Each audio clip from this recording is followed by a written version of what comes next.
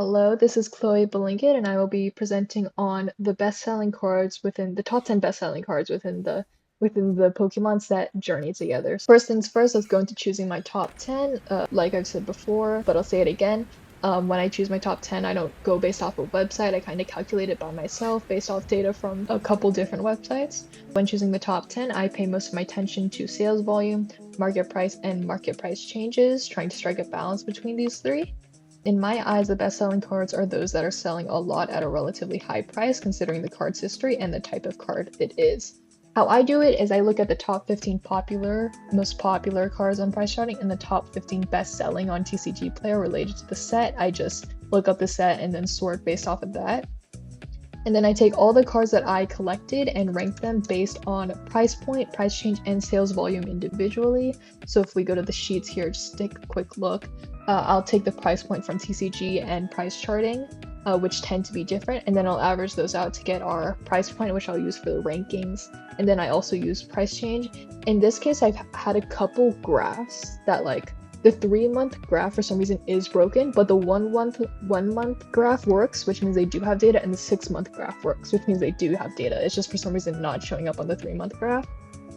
There are times where I have to, for some of these, I had to improvise or think on the fly. I rank them based off that. Sales volume is something I do by myself. I look at the graphs on TCG Player and look at eBay to figure out which cards are selling the most as of this current moment. From there, I take the rankings and I use a point system. I calculate the final ranking using a point system based on their placements in each individual category within my top 10. So for this instance, I think we have 16 cards. Oh no, this is wrong. We have 15 different cards. That's not true.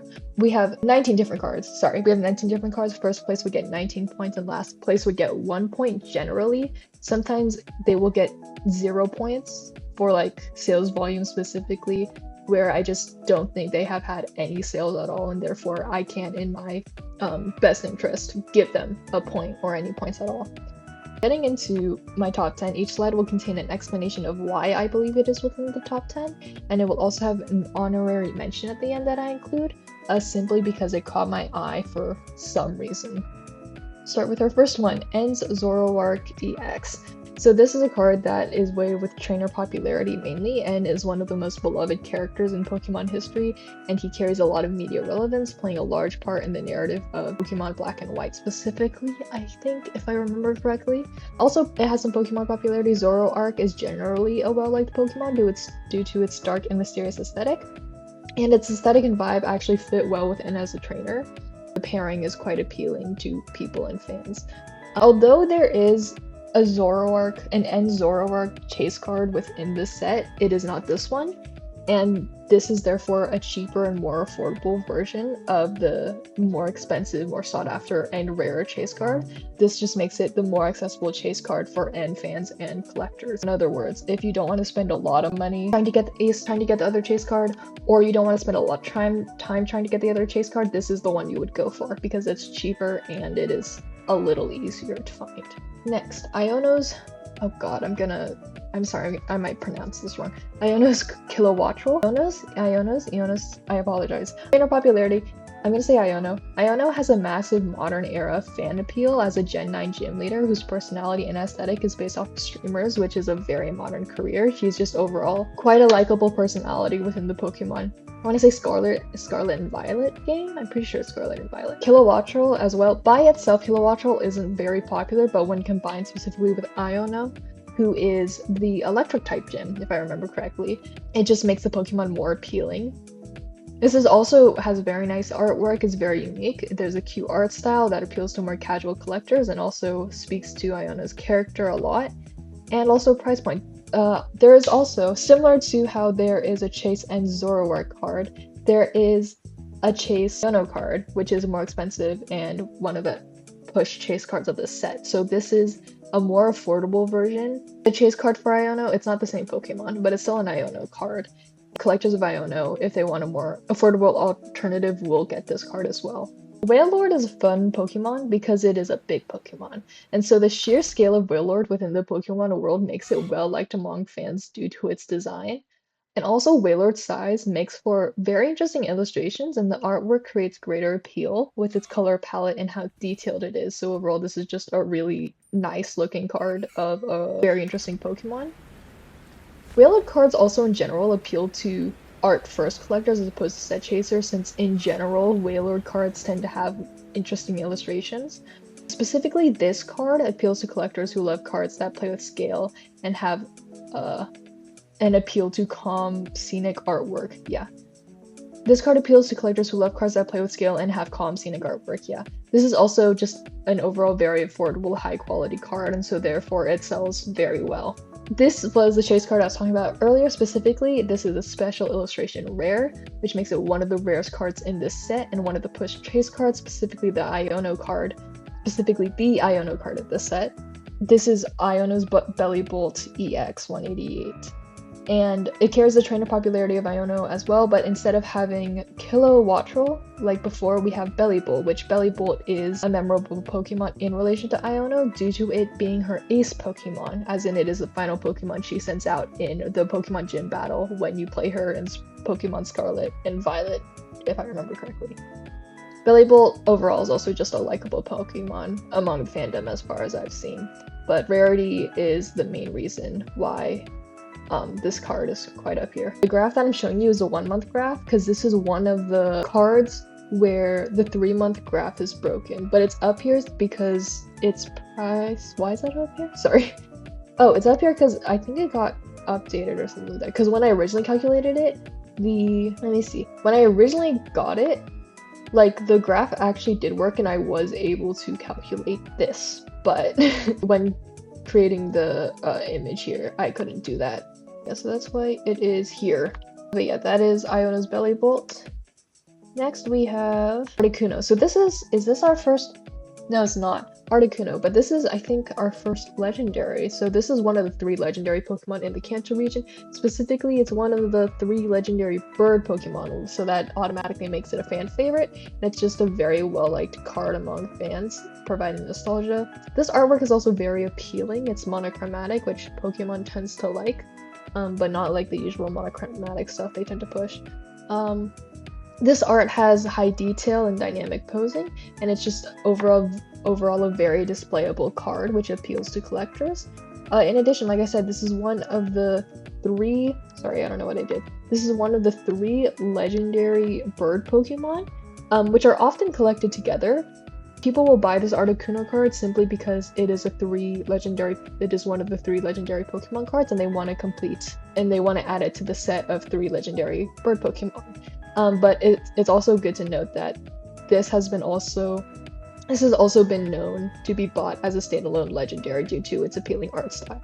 Next card, Noibat. This is a fun one, because Noibat is a Pokemon that is popular mainly due to anime exposure. It's a cute Pokemon, it's quite appealing, but it's mainly well-liked due to anime exposure. It's not anything really to do with the video game or like competitive play. Noibat also has a surprisingly strong fan base in that if you are a Noibat fan, you will buy all of the Noibat cards no matter what they are, and so Noibat cards and so this card is up here. This artwork especially is colorful, detailed, cute, and overall very appealing, and it appeals very well to casual fans and collectors and has been described as a social media favorite. In that I mean what I assume is that a lot of videos posting the card and a lot of it's what I assume social media favorite it means is just that it's a popular card among social media, just it's very liked by the public. In terms of collectability, like I said before, this appeals to many different fans and collectors because of how just appealing the art style is. Okay, so this is N's Reshiram 167, but specifically the stamped version. We're talking about this Journey Together sticker here, that is the stamp. And so overall stamped versions appeal to collectors due to them being supposedly rarer than non-stamped versions. Collectors will often buy both the stamped and non-stamped versions of the same card, just so that they can have both for like collectability's sake. And then of course we have the trainer popularity of N coming back as N is one of the most beloved characters in Pokemon history and carries a lot of media relevance. And specifically N and Reshiram together is considered one of the most iconic Pokemon pairings due to the media. Reshiram is also a legendary Pokemon, so Reshiram by itself is also very popular, especially as the black and white mascot specifically. Yeah. And then we're also going to see the non-stamped version later, spoiler alert. Lillie's Rabombi 164. So this is another one that's carried by trainer popularity. Lillie is one of the most popular modern Pokemon trainers due to her presence in the narrative of both the video game and the anime within the Sun and Moon generation. And Rabombi by itself isn't a very popular Pokemon, but paired with Lillie, Rabombi's aesthetic matches very well with Lillie's, and so they make a very appealing pair. The artwork of this card is also just very appealing. It's soft, has a pastel aesthetic, and it has cozy, gentle vibes as well as softer lines, which makes it appealing to collectors and overall fans of Lillie. This is number 9, we are almost done. This is N Zoroark. This is the chase card that I talked about at the very beginning. So this was rank 9, this was rank 1. So this is the chase Zoroark card, not a chase N card. But this is a special illustration rare, which makes it one of the rarest cards in the set and one of the push chase cards, specifically the Zoroark chase card of the set. N is also one of the most beloved characters in Pokemon history, as we've talked about before, and so their combination is very well liked. And it also carries the popularity of Zoroark, with him genuinely being a well-liked Pokemon due to its dark and mysterious aesthetic. But this one is largely carried by rarity and the fact that it is one of the chase cards of the set. Now we're at the final one, number 10, which is the N's Reshiram, but the non-stamped version, which basically has all of the same reasons as the stamped version. I think if anything, no, they're around the same price point as well. It's just down here because, like I said, if you buy the stamped version or you get the stamped version, you want the non-stamped version, and so those two are often bought together, and so they're pretty close in the rankings and close in price as well. But I think this one is a little bit cheaper, so it's technically the more affordable version if you want an N's Reshiram and you don't really care about the stamp. And yeah, those are my top 10, so we will move on to the honorable mention, which is Hop's Wooloo. So I put this one down here because this is a card that I would expect to be higher. It is within top 15. I think this might be rank 11 even. This is within like top 15 bestsellers, but it wasn't in the top 10. I just thought it'd be there because Hop is currently a very popular trainer. From the Sword and Shield generation, he was very well liked as a rival, which rivals tend to, depending on the game, are like hit or miss. But Hop is a very well liked rival within the video game. And Hop and Wooloo specifically is a very popular pairing due to Wooloo's presence in Hop's team since the beginning of the game. Like I said, because of this, I would expect it to be among the best sellers, especially with the soft, cozy art style that fits their relationship. The reason why it's down here calculation-wise is that while it sells well, the lower price point and relatively low price change kept it from entering the top 10. And it's not that it isn't a good selling card, it isn't that it's not one of the best sellers, it's not one of the top 10 best sellers. It's maybe part of the top 15, it might be part of the top 12, it's just not in the top 10. And I think another reason why it's not up there is because I'm pretty sure this isn't as like rare as like a lot of the other cards in the top 10. So we have a lot of special illustration rares. We also have a lot of alternatives to each other up here as well. I think that's all I have to comment on about the top 10 best-selling cards that I've calculated within the Pokemon set Journey Together. And so thanks for listening.